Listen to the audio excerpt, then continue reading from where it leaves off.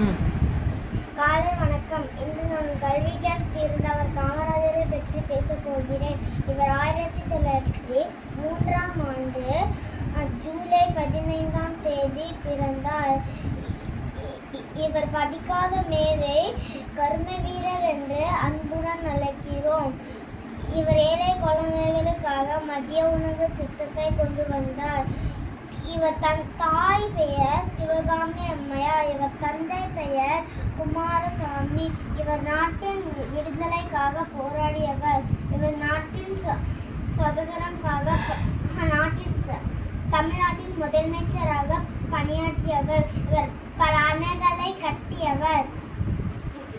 இவர் 1975ஆம் ஆண்டு அக்டோபர் 2ஆம் தேதி மறைந்தார். இவர் மறைந்தாலும் இவருடைய பெயர் எல்லோரும் நெஞ்சிலேயும் இருக்கும். காமராஜர் பிறந்த ஊரில் நானும் பிறந்தேன் என்று பெருமை கொள்கிறேன். நன்றி. ஜெய் ஹிந்த்.